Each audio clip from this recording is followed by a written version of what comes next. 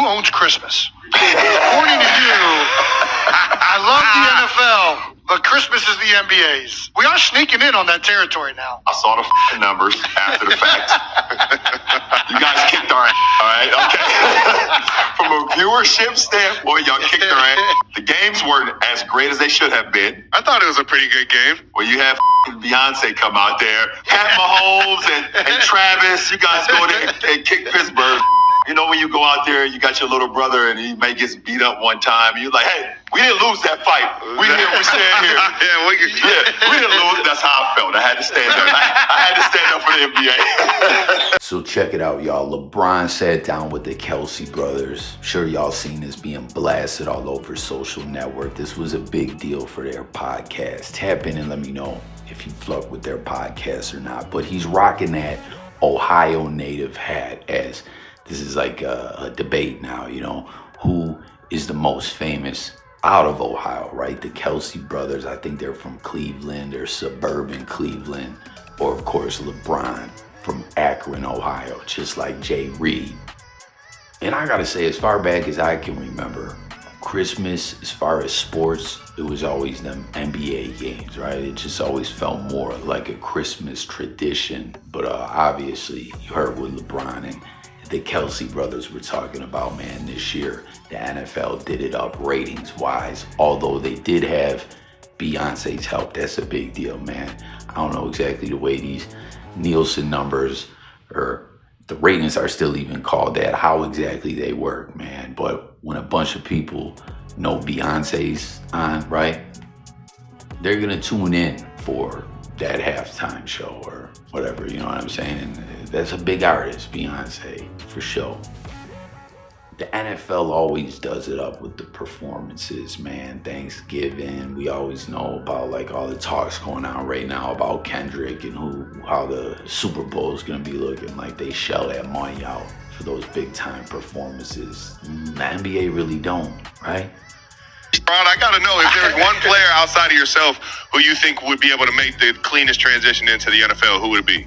I would say, off top of my head, I would say Russell Westbrook or Anthony Edwards. I think Russ would be an unbelievable strong safety or free safety. You know, his ability to kind of like playing defense. I think so. I think so. You know, and Russ, he comes with that natural aggression off top. He does. So you're right. You know, you're right. He got that Derwin James type aggression. He's trying to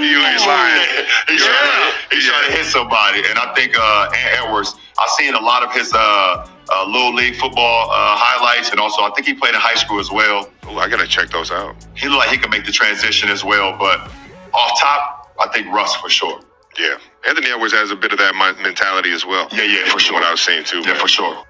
So you heard LeBron talking about who else out of the NBA would make a clean transition into the NFL world. Comment if you agree with those names. Any other players out there you could see actually suiting up in pads and going and playing football. You know, if you recall, way back 2011, the NFL had just came out of a lockout, but the NBA was engaged in one, which ended up ending on Christmas Day. Thus all the discussion about Christmas, right? But this was a big conversation back then. Could LeBron James go out there and play football?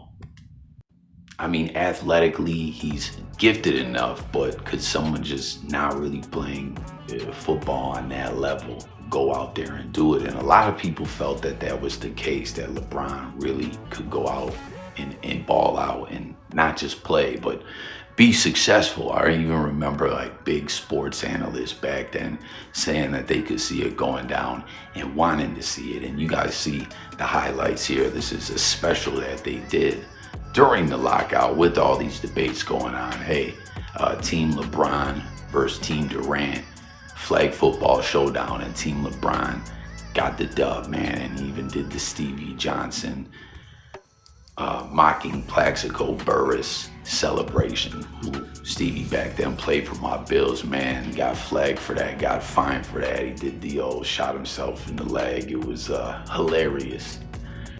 But something that's no laughing matter, man, and actually shocks me. I never heard this. Comment if you remember this back then, man. There was, of course, those discussions, if you remember that, like about LeBron playing in the NFL. Basketball was engaged in this lockout, right? Wasn't that wild too that the NFL and NBA both had those strikes right around the same time period? But I thought that this was just a gimmick, just a discussion. But LeBron actually shared that 2 teams offered him NFL contracts. One, the Cowboys, the other, the Seahawks. Now, for real, comment, join this debate and let me know, do you guys think that they actually, either of these teams had intentions of LeBron actually playing, that they believed he could, or it would have just been more a gimmick, and maybe they just wanted that publicity, damn. Why all of a sudden is that such a hard word to say at this time in the morning? But for real, I'm intrigued to know what everyone thinks. If these squads were real serious about this, or it was just more or less a gimmick. Because you got to figure, someone like LeBron or an NBA player, the whole debate if they could be able to hang in the NFL or not. I mean, athletic-wise, it's not that crazy to think of. Someone as big and strong as LeBron, is athletic, the wingspan.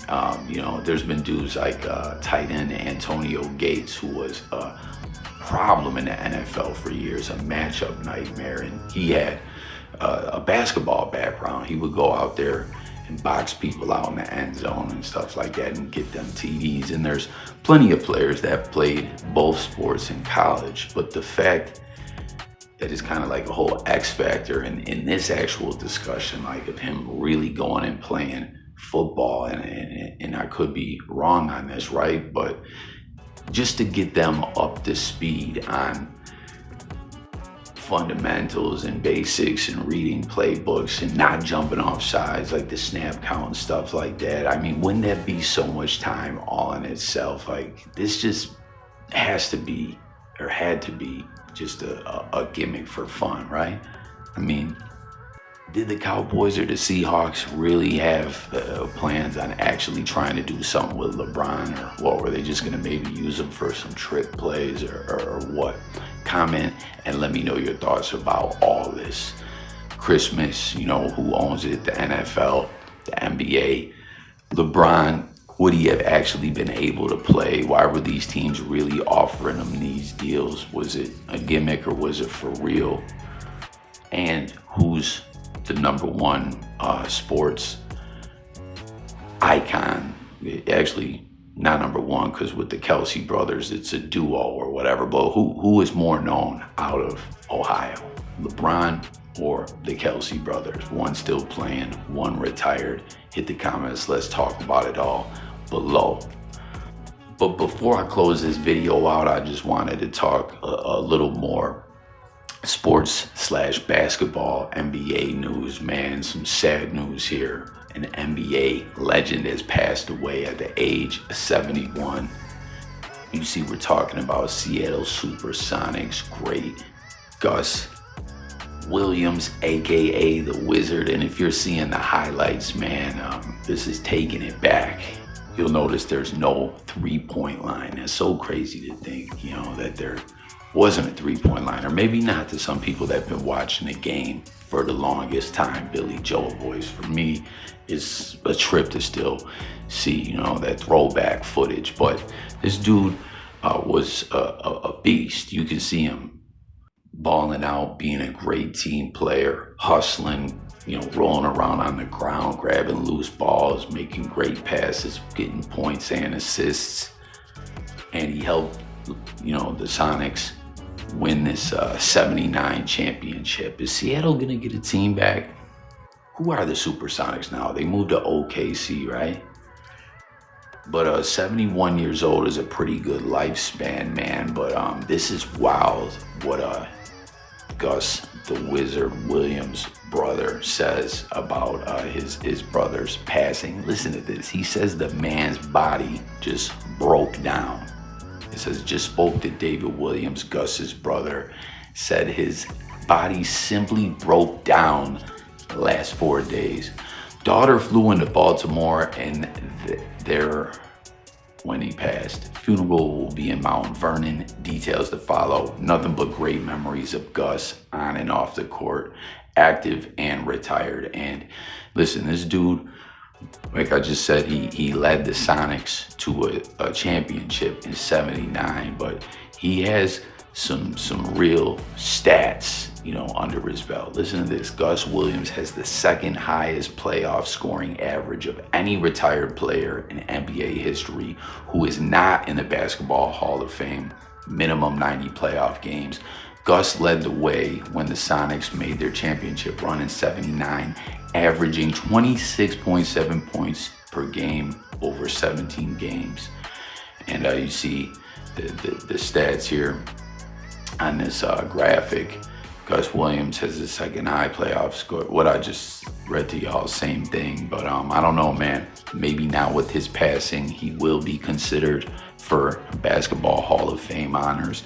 That's something I don't follow so closely, if they're real strict about who they let in the Hall of Fame or not. I mean, I'd say the NFL is strict about it. Nowadays, things have gotten wild with current honors in the NFL, the individual awards and stuff, which we're waiting on to come up. And they just announced the all-pro teams and all that. But with fan voting being a part of all that process just all doesn't seem to mean as much. It should be left up to the players, the coaches, and people with direct knowledge of the game. I don't know why they would ever let any of these awards turn into a popularity contest and have fans have a say in it all. I don't know what percentage the fan voting counts for, but it just should be 0 if you ask me, man.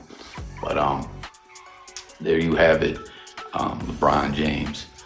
Here's a quote to what we were talking about with the whole NBA thing. The only time I've ever taken it super duper seriously was in 2011 when we had the NBA lockout, and I didn't know when we were going to make the deal with the owners and get our league back going. So I actually thought about it a little bit back then. I was still young enough to get out there with y'all, but that's the only time I've actually seriously considered it. And like we said, the Christmas day ended up being when the NBA deaded off the lockout. So had he went and played football, that would have been a good portion of the NFL season, damn near all the way up to the playoffs. But as we know, this all ended up being nothing more than discussions, but there was really contracts offered that's still blowing my mind, man. But let's never forget, the Vikings offered Brock Lesnar a contract that he took. He just couldn't make the cut. I think that year was also the first time LeBron won a championship. You know what I'm saying? Up to that point, he had got there a few times, but just kept choking when it came to the finals. You know what I mean? But there you have it. A lot to talk about. Ohio, Christmas, LeBron James, NFL, NBA, RIP to NBA/Supersonics great Gus Williams. Let's talk in the comments. Subscribe to the channel. I'll catch you guys on the next one. Peace.